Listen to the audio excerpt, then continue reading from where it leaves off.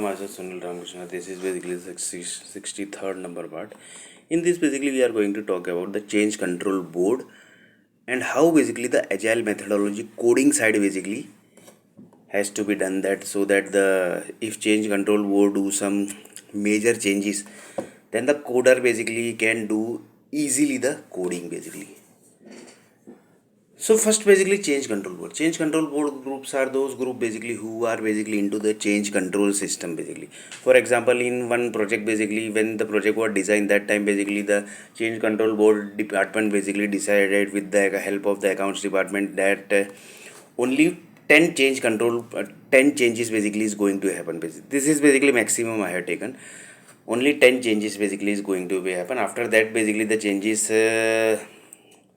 will happen, then that will be the chargeable basically.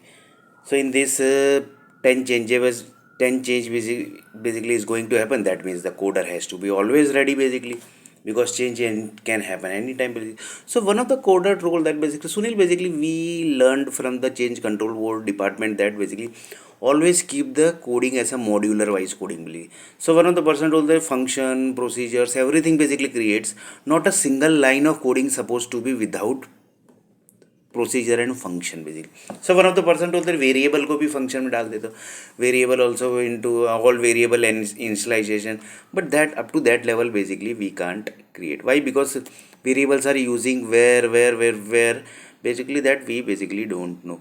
But the procedures basically are supposed to be modular wise basically, so that if the procedure is modularized, then the change control department basically give any type of changes basically, so that we can do any type of coding changes basically in the coding side. That is the basically the system architecture department basically.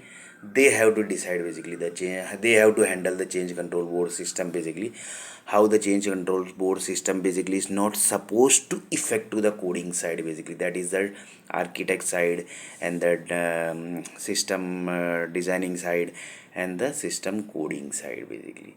So system coder basically, that is the coding department basically, has to be always ready up to this level of coding basically. That is called as a modular wise coding basically. This is basically very old system basically, that is the modular wise coding. When the ASP was there, that time also basically when the VB basically was there, that time also the modular coding basically was there only. So modular coding basically is a very old system basically, not a single line basically. Suppose reason behind this is each and every system basically nowadays are getting converted into human need creation basically. That's why only basically, that's why modular coding is required. So in next video basically we are going to